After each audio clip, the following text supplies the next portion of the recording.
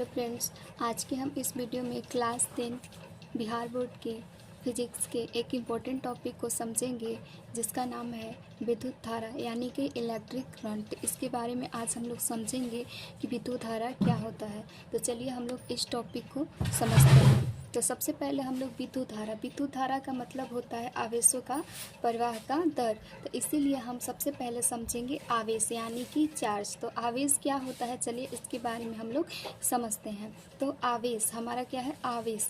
यहाँ पर आवेश के बारे में क्या है, तो आवेश किसी पदार्थ का वह गुण है जिसके कारण वह विद्युत और चुंबकीय क्षेत्र को उत्पन्न करता है। यानी कि आवेश कहने का मतलब चार्ज, यानी कि धनावेश और ऋणावेश। आवेश दो चार्ज होता है, एक धनावेश और एक ऋणावेश। तो आवेश किसी पदार्थ का वह गुण है जिसके कारण वह विद्युत और चुंबकीय क्षेत्र को उत्पन्न करता है। तो इसको चलिए हम लोग एक डायग्राम के मदद से क्या करते हैं, समझ लेते हैं। मान लेते हैं कि ये हमारा Q यानी कि ये जो गोल है ये हमारा कोई मान लेते हैं कि पदार्थ है, कोई क्या है, पदार्थ है। और इस पे क्या है, प्लस Q आवेश क्या है, उपस्थित है। तो अब इसको हम लोग क्या करते हैं कि इसको क्या करते हैं, हम लोग सेल से क्या करते हैं, जोड़ देते हैं। तो जैसे ही हम इसको क्या करेंगे, सेल में क्या करेंगे, जोड़ देंगे, तो इस परिपथ में क्या होगा, एक प्रकार का गुण उत्पन्न होगा। और वह गुण कैसा होगा, विद्युत, यानी कि इसमें क्या होगा, विद्युत धारा प्रवाहित होने लगेगा। तो आवेश का मतलब यही होता है कि किसी पदार्थ का वह गुण जिसके कारण वो विद्युत और चुंबकीय क्षेत्र को क्या करता है, उत्पन्न करता है, उसे क्या कहते हैं हम लोग, विद्युत यानी कि आवेश कहते हैं। क्या कहते हैं, आवेश कहते हैं। तो आई होप कि आप लोग को आवेश समझ में आया होगा। तो चलिए हम लोग अब आवेश के क्या करते हैं, प्रकार को समझते हैं। तो हमारा आवेश का प्रकार, आवेश कितने प्रकार के होता है, तो दो प्रकार के होता है। कौन कौन, तो एक होता है धनावेश। धनावेश क्या होता है, जो पदार्थ इलेक्ट्रॉनों को त्याग करता है उसे क्या कहते हैं, धनावेश कहते हैं। तो चलिए इसको हम लोग एक उदाहरण के माध्यम से समझते हैं ताकि आप लोगों को अच्छा से समझ में आ जाते हैं। यहाँ पर मान लेते हैं, यहाँ पर एक सोडियम क्या है, धातु है। सोडियम धातु है और इसका इलेक्ट्रॉनिक परमाणु संख्या कितना होता है, तो 11 होता है। तो इसका हम लोग जब इलेक्ट्रॉनिक विन्यास करते हैं तो इसका इलेक्ट्रॉनिक विन्यास करने पर हमारा क्या आता है, तो आता है 2 आता है, 8 आता है और 1 आता है। तो आप लोग को पता होगा कि कोई भी परमाणु अपने बाह्यतम कक्षा में या तो इलेक्ट्रॉनों को ग्रहण करेगा या तो त्याग करके वो अपने ये जो कक्षा होता है उसको क्या करेगा, अस्थाई करेगा।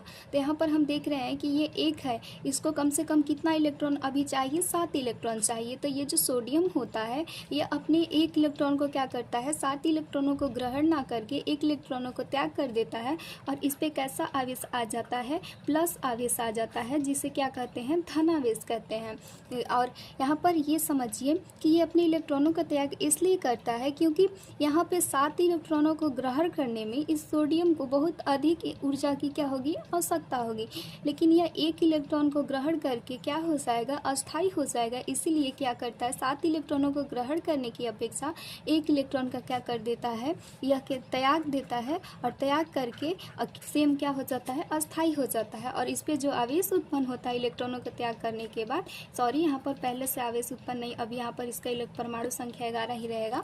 और यह जब त्याग कर देगा तो इस पर कैसा आवेश आ जाएगा, प्लस। और इसी प्लस आवेश को हम लोग क्या कहते हैं, धनावेश कहते हैं। यानी कि जब किसी पदार्थ में बोला जाए कि जब कोई पदार्थ इलेक्ट्रॉनों को त्याग करता है तो उसे धनावेश कहते हैं। या हम ये भी बोल सकते हैं कि जब सोडियम का परमाणु संख्या कितना था, 11 था, तो वो अपने 1 इलेक्ट्रॉनों को क्या कर दिया, त्याग कर दिया, तो उसके पास इलेक्ट्रॉनों का कमी हो गया। तो या जब कोई पदार्थ में इलेक्ट्रॉनों का कमी होता है तो उसे भी क्या कहेंगे, हम लोग धनावेश कहेंगे। तो आई होप कि आप लोग को धनावेश समझ में आया होगा। तो चलिए अब ऋणावेश को क्या करते हैं, समझ लेते हैं। तो ऋणावेश हमारा क्या होता है, चलिए समझते हैं। जो पदार्थ इलेक्ट्रॉनों को ग्रहण करता है उसे क्या करते हैं, ऋणावेश कहते हैं। यानी कि इसके जस्ट विपरीत, यानी कि इलेक्ट्रॉनों को जब ग्रहण करेगा कोई पदार्थ तो उसको क्या कहेंगे, हम लोग ऋणावेश कहेंगे। यानी कि उसमें इलेक्ट्रॉनों के क्या होगा, अधिकता होगा। तो आज चलिए, तो आई होप कि आप लोगों को जस्ट ये वाला इसका विपरीत है तो आप लोग समझ गए होंगे। अब समझते हैं आवेश का मात्रक। तो आवेश का मात्रक क्या होता है? कूलम होता है, जिसे किससे सूचित किया जाता है? C से सूचित किया जाता है। और एक फार्मूला होता है आवेश बराबर, आप लोग उसको याद रखिएगा, पहले उसको हम लोग समझ लेते हैं, ठीक है, तब उसको। तो ये हमारा फार्मूला होता है Q बराबर NE। यह फार्मूला बोर्ड एग्जाम में कई बार पूछा जा चुका है, तो आप लोग इसको याद रखिएगा। ये बहुत ही इम्पोर्टेंट फार्मूला है, इसकी सहायता से न्यूमेरिकल भी बनाया जाता है। तो Q यहाँ पर क्या होता है? तो ये हमारा आवेश होता है, और ये हमारा E होता है जो इलेक्ट्रॉन होता है, इलेक्ट्रॉन होता है। और एक इलेक्ट्रॉन पर कितना चार्ज होता है? तो यहाँ पर लिखेंगे एक इलेक्ट्रॉन बराबर होता है 1.6 इंटू 10⁻⁻19 कूलम होता है। आप लोग इसको भी याद रखिएगा, क्योंकि यह बोर्ड एग्जाम में पूछा जाता है कि आवेश एक इलेक्ट्रॉन पर कितना आवेश होता है? तो 1.6 इंटू 10⁻⁻19 कूलम होता है। तो चलिए अब हम आगे समझेंगे। अब हम लोग ने समझ लिया कि आवेश क्या होता है और आवेश के प्रकार कितना होता है, और आवेश की मात्रक समझ लिए। अब हम विद्युत धारा को आसानी से समझ लेंगे, क्योंकि विद्युत धारा का परिभाषा ही होता है आवेश प्रवाह की दर को विद्युत धारा कहते हैं। तो इसीलिए ये इम्पोर्टेंट था कि हम लोग सबसे पहले आवेश को समझें। तो आवेश समझ लिए, अब हम नेक्स्ट टॉपिक विद्युत धारा को समझेंगे। तो चलिए शुरू करते हैं। चलिए, तो विद्युत धारा क्या होता है? आवेश प्रवाह की दर को विद्युत धारा कहते हैं। यानी कि मान लेते हैं, चलिए इसको डायग्राम की सहायता से समझते हैं और आसानी से समझ में आ जाएगा। सेम यही वाला डायग्राम बनेगा। ये मान लेते हैं कि ये यहाँ पर ये वाला कोई चालक तार है, और इसमें क्या है? इलेक्ट्रॉन है।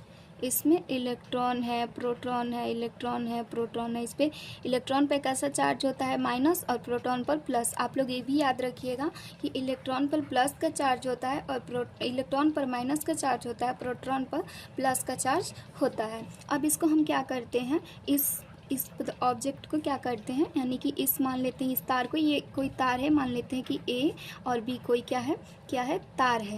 यहाँ पर लिख लेंगे तार है। अब इसको हम लोग क्या करेंगे? अगर किसी सेल या बैटरी से जोड़ देते हैं, यहाँ पे सेल से जोड़ देंगे, तो इसमें क्या होता है?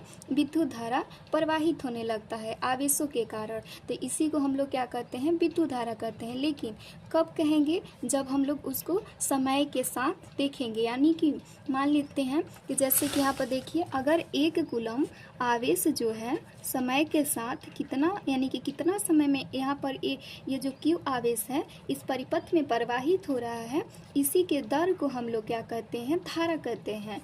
और यहाँ पर ये भी पूछा जाता है कि बताइए कि यहाँ पर जो धारा होता है, कभी कभी ये पूछ देता है कि 1 एम्पियर की परिभाषा दीजिए। तो आप लोग याद रखिएगा, सबसे पहले एम्पियर होता क्या है? तो यहाँ पर सबसे पहले हम लोग समझते हैं, तब 1 एम्पियर का परिभाषा समझेंगे। तो यहाँ पर धारा, यानी कि धारा का मात्रक क्या होता है? तो धारा का मात्रक होता है एम्पियर, और धारा को किससे सूचित किया जाता है? ए से सूचित किया जाता है। और विद्युत धारा I बराबर क्या लिखेंगे? Q यानी T, यानी कि एक कूलम, यानी कि Q के मतलब क्या होता है? आवेश, आवेश का मात्रक कूलम, और T मतलब समय, समय का मात्रक सेकेंड। यानी कि जो आवेश है, आवेश को समय के साथ प्रवाहित, यानी कि इसके दर को क्या कहते हैं?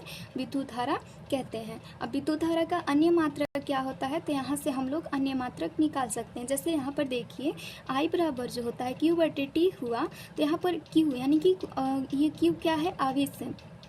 तो आप लोग पहले से जान चुके हैं, यानी कि पीछे हम लोग जस्ट पढ़े हैं, यहाँ पर आवेश का जो मात्रक होता है वो क्या होता है? कूलम होता है, और समय का मात्रक सेकंड होता है। तो यहाँ पर हम लोग ये भी लिख सकते हैं कूलम और बटे में सेकंड, यानी कि कूलम बटे में सेकंड लिख सकते हैं। तो जब कूलम बटे में सेकंड लिख सकते हैं, तो कूलम प्रति सेकंड क्या होगा? धारा का मात्रक होगा। तो ये भी बोर्ड एग्जाम में पूछा गया था एक बार कि विद्युत धारा का मात्रक क्या होता है? कूलम प्रति सेकंड, लेकिन उसमें क्या दिया था? एम्पियर, उसका मात्रक नहीं दिया था, ऑप्शन में कूलम प्रति सेकंड दिया था। तो आप लोग याद रखिएगा, विद्युत धारा का मात्रक एक और भी हो सकता है, वो कौन हो सकता है? कूलम प्रति सेकंड। अब आगे देखते हैं, विद्युत धारा के प्रवाह की दिशा क्या होता है? तो धनावेश से ऋणावेश की ओर क्या होता है? वो प्रवाहित होता है। अब देखिए यहाँ पर आवेशों के गुण। अब हम आवेश के थोड़ा गुण पढ़ लेंगे, उसमें छूट गया था। तो यहाँ पर दिया है, समान आवेश एक दूसरे को प्रतिकर्षित और विपरीत आवेश क्या करते हैं? एक दूसरे को आकर्षित करते हैं। यानी कि देखिए, सबसे पहले आप लोग ये समझिए, कभी भी जब प्लस और प्लस आवेश होगा, यानी कि जब प्लस और प्लस आवेश होगा तो ये दूसरे से क्या करेगा, दूर भागेगा। दूर यानी कहने का मतलब प्रतिकर्षित करेगा। क्या करेगा, प्रतिकर्षित करेगा, प्रतिकर्षित करेगा। और जब कभी भी माइनस और प्लस आवेश रहेगा तो ये एक दूसरे के क्या करेगा, आकर्षित यानी कि पास आएगा। यानी कि जब सेम चीज़ें रहेगा तो उसको क्या करेगा, प्रतिकर्षित, और विपरीत चीज़ों को क्या करेगा, आकर्षित करेगा। ये हमारा क्या होता है, आवेश का गुण होता है। ये भी बोर्ड एग्जाम में ऑब्जेक्टिव में पूछा जाता है कि बताइए यदि किसी पदार्थ पर एक पर धनावेश और दूसरे पर ऋणावेश है तो वो पदार्थ, दोनों पदार्थ आपस में क्या करेंगे एक दूसरे को, तो एक पर प्लस है एक पर माइनस, तो वो क्या करेंगे, आकर्षित, और एक पर प्लस और दूसरे पर भी प्लस है तो वो दोनों क्या करेंगे, प्रतिकर्षित करेंगे। तो आई होप आप लोग को इतना सारा टॉपिक यानी कि इतना सारे चीज़ें समझ में आया होगा। नेक्स्ट वीडियो में अगले टॉपिक को हम लोग समझेंगे।